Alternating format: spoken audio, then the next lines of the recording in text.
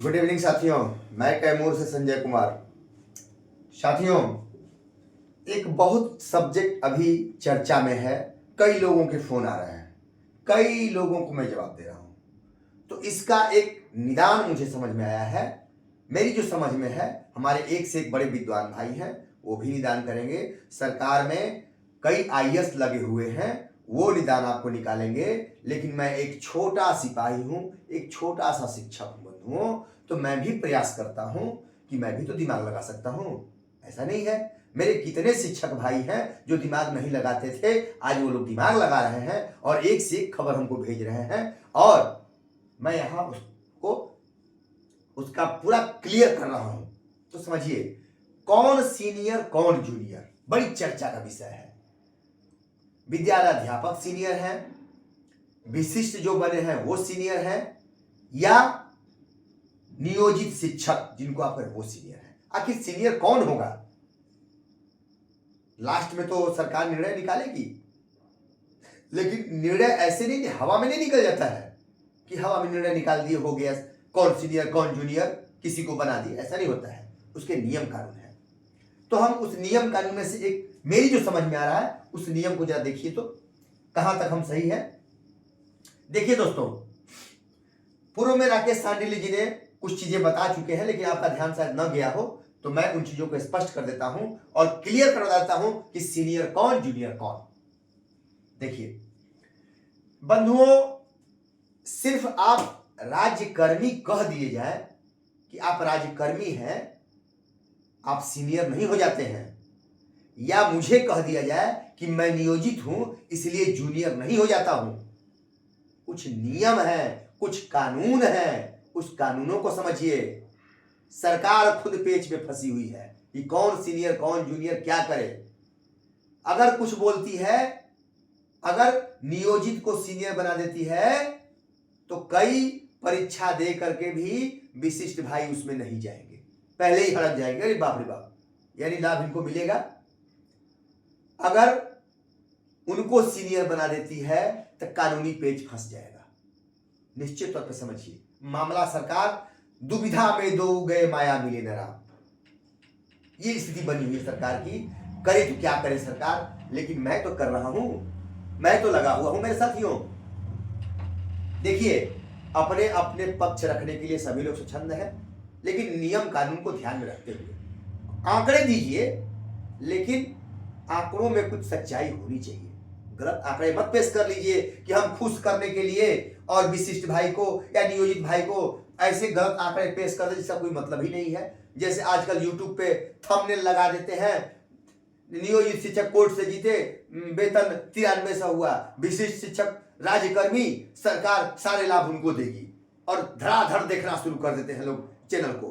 अरे क्या है भाई, तो वैसा नहीं करता हूं मैं एथेंटिक चीज देता हूं। मेरी सोच जब समझ बन जाती है उस पर तब देता हूं।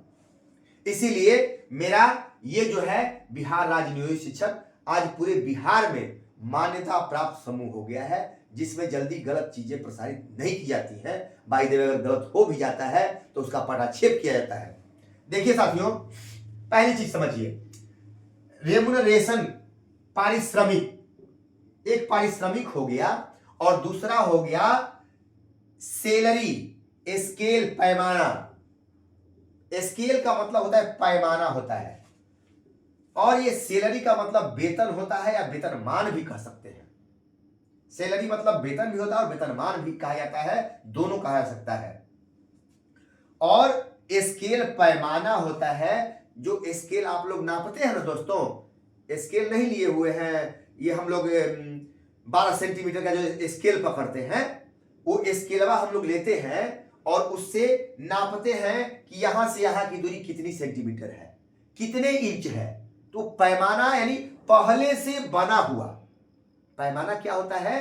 एक रिसर्च करके तैयार किया हुआ रहता है कि ये चीज इतनी निर्धारित है, इससे इस चीज का आंकड़ा निकल जाएगा, सटीक चीज। ये पैमाना हो गया, स्केल निर्धारित कर दी गई, जिससे हम उस पैमाने से उस चीज को परिभाषित करते हैं।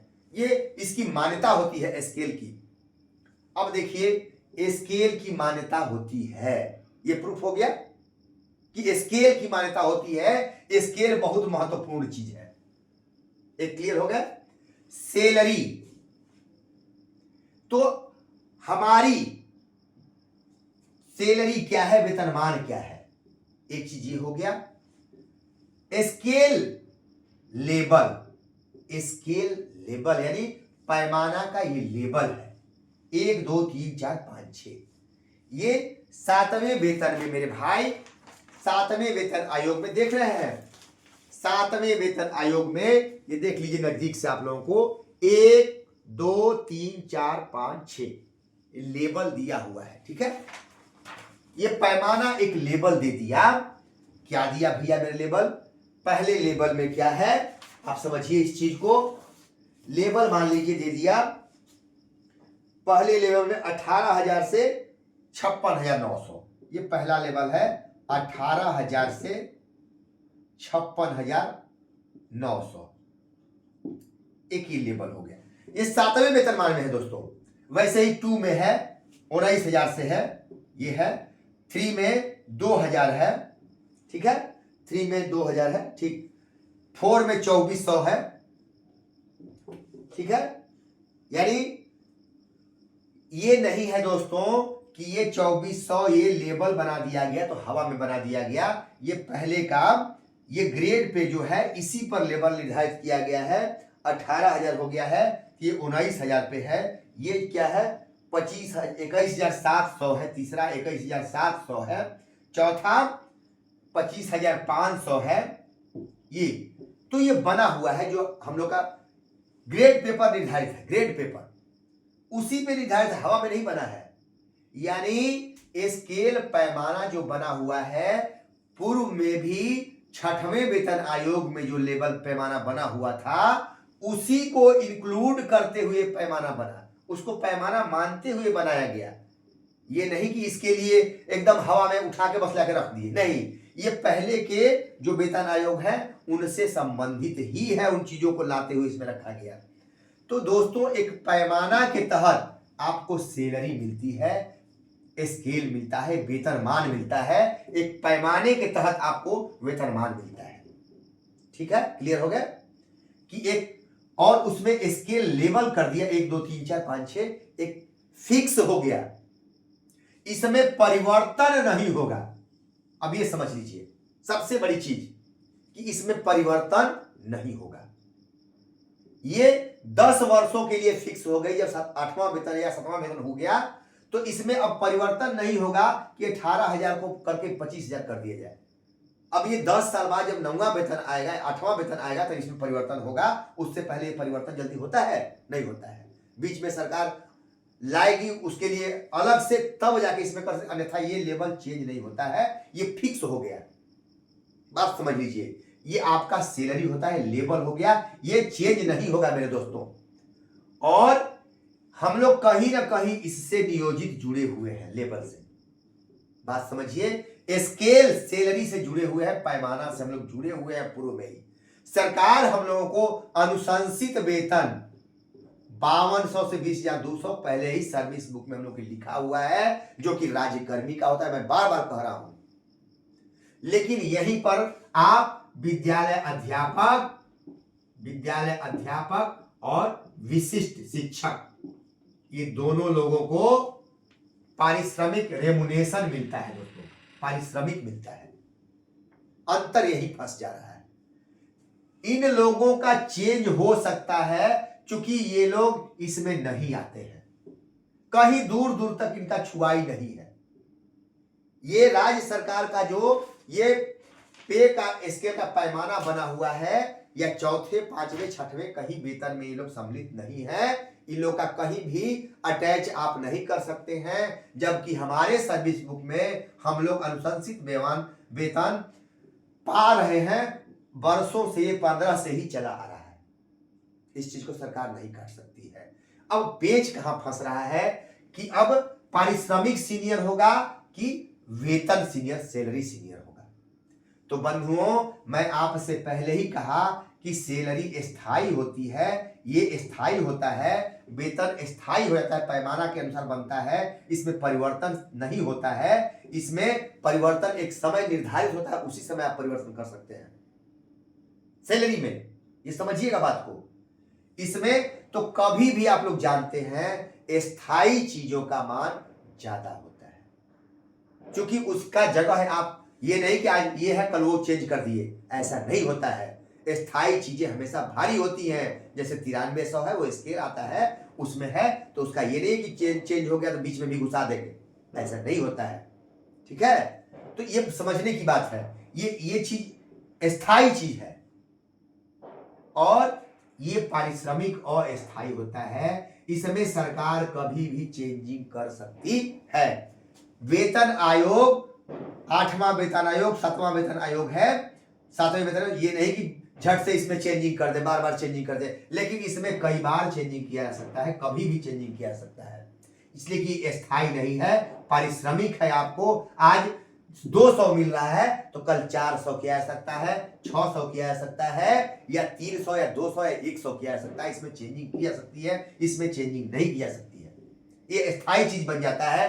एक टाइम लिमिट होता है, टाइम बॉन्ड होता है, जैसे आप लोग टाइम बॉन्ड प्रमोशन करते हैं तो इसका टाइम बॉन्ड 10 साल के लिए फिक्स होता है कि 10 साल तक ये चलेगा।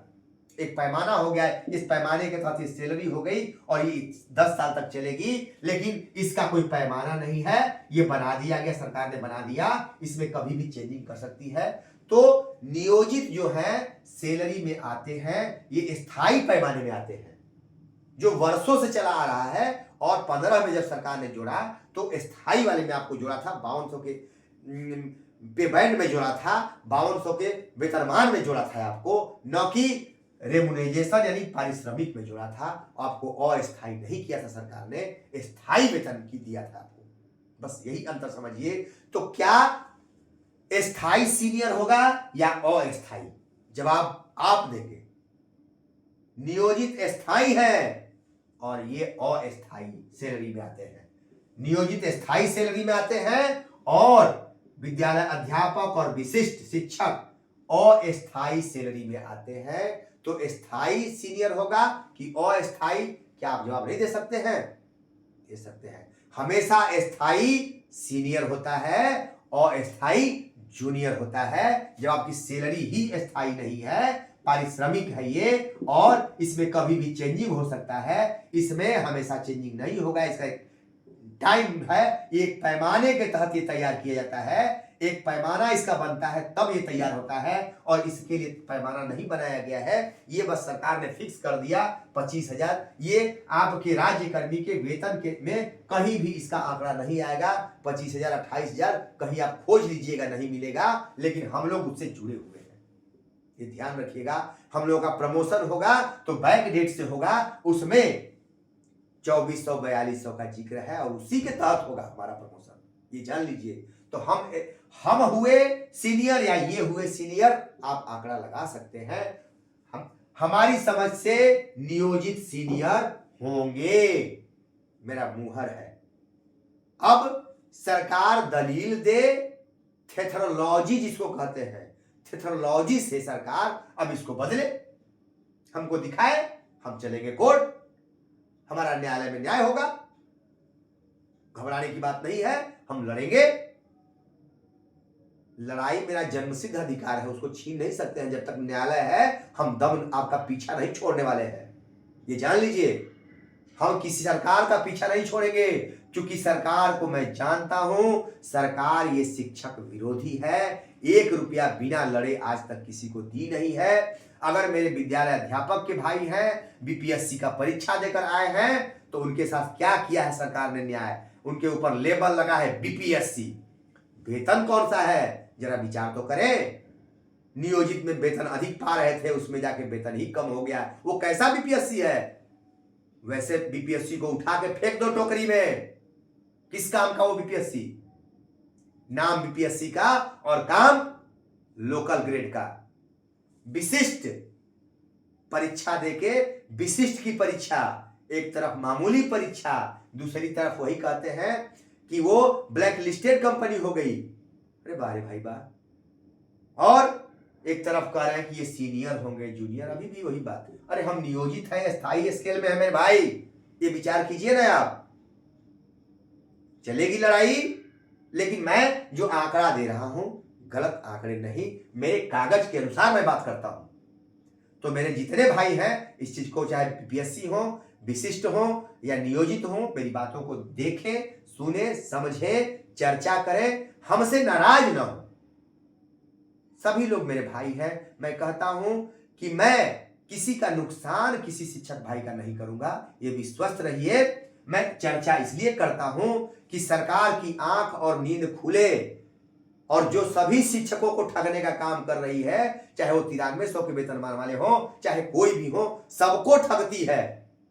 आंकड़े बना बना के आपको जाल में फंसा रही है, लेकिन हम लोग अपने में लड़ रहे हैं। ये दुर्भाग्य है हमारा,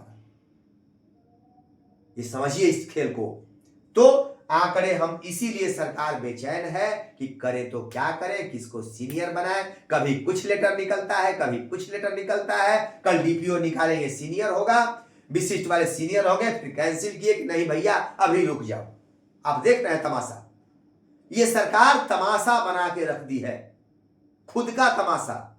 पूरा विश्व देख रहा है बिहार सरकार के तमाशे को, पूरा इंडिया देख रहा है कि ये तो मजाक बन के रह गया है। बिहार का ये शिक्षा विभाग प्रयोगशाला बन के रह गया है। दोस्तों नमस्कार, फिर आएंगे ऐसे ही गर्म मुद्दों को लेकर।